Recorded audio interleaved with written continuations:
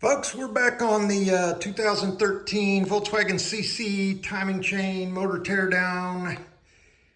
Got all the ancillary stuff off the block, yanked off the block, got the head sitting over there. I'll show you in just a minute and go over there and show you some of those parts in just a second. So let's start with the head. Everything looks really good inside of the motor, and there's a little bit of crud on the fuel injectors, but not bad. So what that tells me is the valves inside are probably going to look really good, and the seals are in good condition. 130,000 some odd miles. But look at that head. Look at those cams. Usually, with this many miles, you get some like oil scarring. There's just a little bit there that's like burnt. Let me wipe it off and you'll see what I'm talking about. See that? It's almost like an orangey color. You know, that kind of oil treats the metal, if you will. But this head is in absolutely pristine, immaculate shape. Oil sealing rings are good. And just a little bit of cleanup here and we'll be good. I probably won't even need to do the valve guide seals in this head. I mean, there's 24 valves. I really don't want to do that. Especially taking off the cam caps here. And, but man, look, there's not even any scoring on any of these cam lobes. Absolute, that's just a fingerprint there. Was I steering that? There you go, see? And anywhere that you see a little streak, that's just oil streaking. So I was really happy with that. And if any of you guys, you know the cam locking tool that you're supposed to use to get everything in time, if you're looking for something that will work, well, I know this is kind of dorky, but let me walk over here and I'll show you what I use. Thank you, Mrs. Fields. Actually, yeah. This little lip happens to fit right in there. And so what I did was, to get it into time, you know, you just stick it right in there and make sure it's in time, take it back out. Now, you don't leave this in there when you're taking off the bolts for your cam phasers, but hey, in a crisis, in a dilemma, if you get in a bind, try that out. Bread baking pan. Now, I think that's just a little, I don't know, 1/4 and 1/8 inch flat bar stock you could probably use, like a piece of welding steel. The one I had was too thick. It wouldn't fit in there, but I just happened to grab that pan, turn around. I wonder if that's thick enough, and sure enough. Now, I probably could have got something else, yeah, but anyway. All right, believe it or not, the crack pipe wasn't broken where it usually is. It was broken on the inside of the water pump. So the end of it's broken off. And y'all know the engine's upside down, but y'all know it. It broke in there. And I got the water pump off, the 3 little, 10 head bolts or 10 square bolts, but I haven't got the water pump itself off. And I went to hit it where I normally do right here and broke the damn magnesium, or I guess that's magnesium, aluminum. I don't want to mess that up anymore. So I see another little place I can probably tap it right there.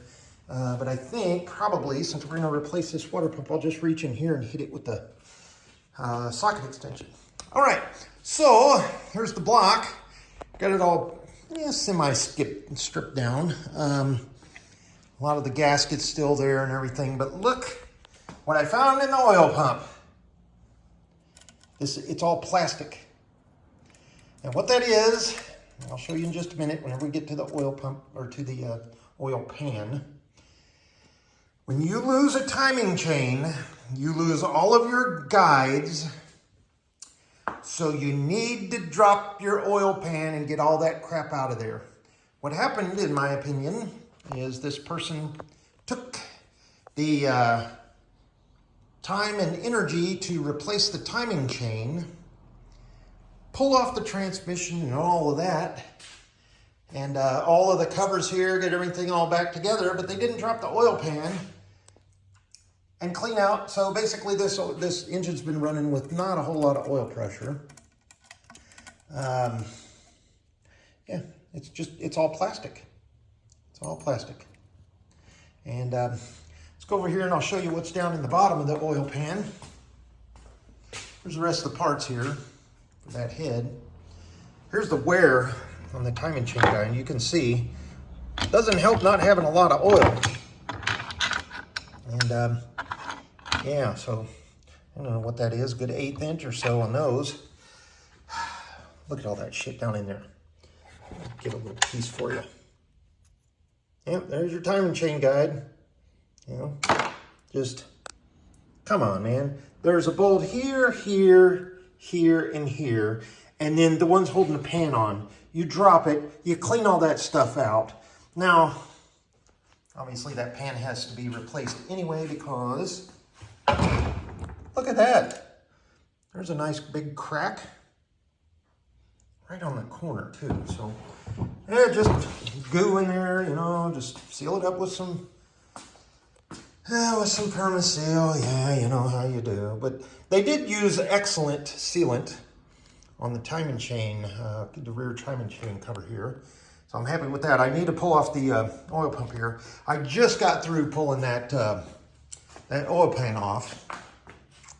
And then we're gonna get back in there and start pulling pistons and stuff out of there. So well, I don't want to flip the engine over, but I'm gonna show you what the, let's see if I can get down in here with, there's not gonna be a lot of light and I apologize, but you know, piston, it don't look real bad. There's not even a ridge I can't catch with my finger on there. So this is looking to just a minor hone and a re-ring. And we'll check those bearings out and put it all back together, get it running again. So this isn't gonna be a big drawn out long process. I'm not real happy with this. Look at this. This probably tells me we're gonna need an oil pump. Great. Come on. When your screen for your oil pickup is not clear and it's clogged up like that, that means no oil gets to anywhere. Your piston squirters, your bearing surfaces, you know, luckily nothing in here looks like it got hot or burned. Went over this real good. You see that it's all like it's almost like a bronze color down in here even, you know. So you can usually look where something would have gotten real hot. It would have looked like, you know, burnt oil, like a burnt stick, you know. This is not it.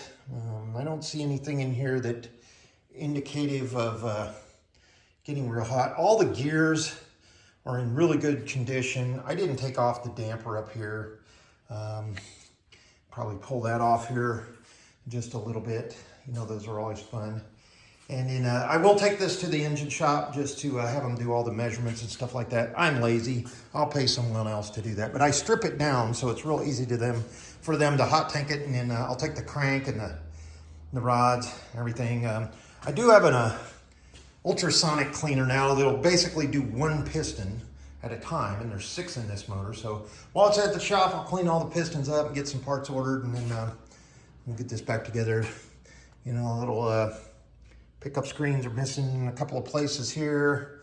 Motor code is HH. Usually they're AE or something like that, but yeah, block's in great shape. It's not cracked, it's not burnt, it's not broken or anything. I found a couple of miscellaneous screws and bolts and stuff laying down in the, when I took off the transmission, it was laying like, they were laying up on top of the transmission, like somebody did this in their driveway or something, which you can do. But take your time, you know, and make sure definitely that you have one of those little magnet pickups. If you drop something, pick it up. You know, just my advice. Cat converter is looking real good. I can't get real down in there and show you the honeycombs, but there's no cracks or breaks or, you know, I didn't throw a valve or anything through the head. But real happy at what that block looks like. Real happy at what definitely what the head looks like here. Let me see if I can't turn this up with one hand and show you the... Hang on, let me pick this up. Yeah, that is not a one-hand job. All right, see all that? These will clean up real nice. No, doesn't look like any, you know, strikes where you would see where they have hit the hit the piston tops, you know, witness marks. It's just a lot of carbon on there. That'll come right off. I usually clean these heads with just a Scotch-Brite, I think I told you. And then whoever used that stop leak stuff in here, geez, I'm gonna have to get all that stuff out there. So, and it is everywhere. But you know what? The galleys don't look too bad. Even the cooling galleys, you know, in the block here don't look too bad. Matter of fact, look, here's the head gasket. You know, not too bad. There's some crud like right there. You know, but yeah, it's an MLS head gasket, so it's a good stock head gasket. It's not blown. I don't know where it was leaking. I don't know why. So that tells me probably they used that stop leak because their crack pipe broke and they didn't fix it here, or the heater core, or one of these various pipes here, and over there on the floor. But we'll check all those before we put them back on. We'll do a little, what you call Gunther's pressure test, where you fill it up with water and then blow on it to see if any bubbles or water come out. But yeah, you know, I mean, that stuff gets up to what, 250 degrees or so. But yeah, look at that. Oh man, how am I gonna clean that out of there? You know, it's not a piston skirt or anything. It's all plastic, you know. It's, you know, and it's not the swash plate or valve cover or anything like that. It's definitely the timing guides, you know, timing chain guides. So I'll get this oil pump off there. Look at that, and blast out this crossover tube. Pull the pistons, pull the crank out, label everything appropriately, and yeah. Oh, and if you guys are working on these VR6 motors, remember when you pull the head, the center bolts are longer than the outer ones, okay? They're about a good half inch. So the ones that go, well, I'm sorry, it's upside down, but the ones that go along the center of your cylinder head versus the one that goes on the out here, totally different sizes, and I'll show you. Here's an outer one here, and here's the inner one. So it's a good, I don't know what that is, American inches, probably inch and a half or so. Centimeters, I guess 20-ish. So yeah, that's where we're at right now. Got this ripped apart in the past couple of days, and just taking my time. I've only been out here for about an hour and a half, 2 hours today. I'm gonna go in, eat some breakfast, lunch, brunch, and then I'll come back tomorrow and pop this out, try to get this block over to the machine shop this week so they can have it for a good 2 weeks or so. I will clean and order parts, and then we'll start getting this back together. Now, there's not a real big rush on this project.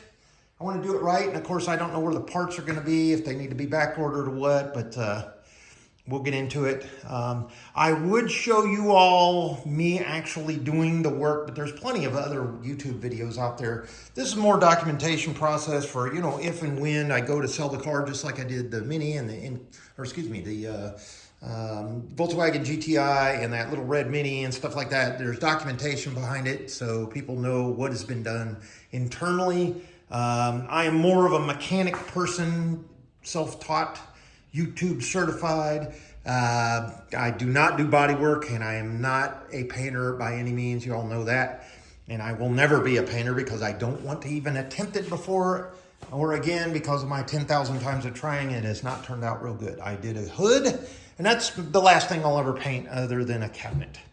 But yeah, oh, I want to show you one more thing. You guys can let me know in the comments if this is the norm. The exhaust cam phaser. It's got this little plastic cover on it right here. It's got a chip in it, probably whenever it threw its, through its original timing chain. But this thing just wobbles on here. So A, I want to know, can I just break this plastic off and not have any problems? And B, should I just go buy another one just for that plastic? I mean, it seems like it's worn. It wobbles on there, it makes noise. Hear that? Let me take the bolt out so you can hear it. Hear that? And it's just plastic like the swash plate here. There's one little, you know, it's not cracked anywhere. Oh, there's another little piece. Yes, it is. I'm sorry. So yeah, let me know if that's a, that was just in there. Let me know if that's a big no-no, if we can't just break that off and go without it. Seems like we should be able to. I don't know what that would be for, other than maybe, you know, swash the oil back in there or something. But it's in the top of the head where it's sealed oil anyway. And it seemed to me like it would help oil the timing chain. But anyway, yeah, the phasers look okay. You know, there's nothing wrong with that. But it was just this one I was noticing. And then come over here, I'll show you the teeth. Everything, no chips, nicks, marks, nothing. That was, looks like that was replaced whenever they replaced the original timing chain that was in there. But yeah, look at that. Look at that wear. That's a, yeah, that's a good 1/8 to 1/4. Well, yeah, about an 1/8 inch, maybe. Wow. Been in there for a minute. Anyway, thanks for watching, folks. A little short one here, and we'll get back with you. Oh, tools. Let me bring up the tools. Make sure you have a set of these 10 squares. I don't know what they are, M10s, you know, 10-point, I guess they're called, these little deals. I bought a set on Amazon right here, and they go from M4 all the way up to M17. I've never had to use anything but maybe this one down, and you'll do axles and everything. So I'll come back and wipe that off in just a minute. But you'll need that. I love my little rigid socket adapter thing that I got on my nut driver there. You will need a breaker bar. I use a pipe on the end, cheater pipe on the end of the pipe, magnet, wand, and those bolts right there for the, don't worry about it, I know where they go. But yeah, and then you'll need a set of, you know, your Torx sockets to get. A lot of this stuff has, you know, Torx. So make sure you have a set of those. Other than that, yeah, simple screwdrivers, socket set. You can do this in your driveway. You can do this in your garage. Come on, get out there, work with me. All right, folks, we'll talk to you soon. If you're looking to do something like this, I encourage you, I challenge you. You can do it. Save that money. The economy sucks right now. Go find you a car that you can fix. Attempt it. And that little toolbox and this stuff right here, you can do it. Just follow along. Take care, folks. Bye.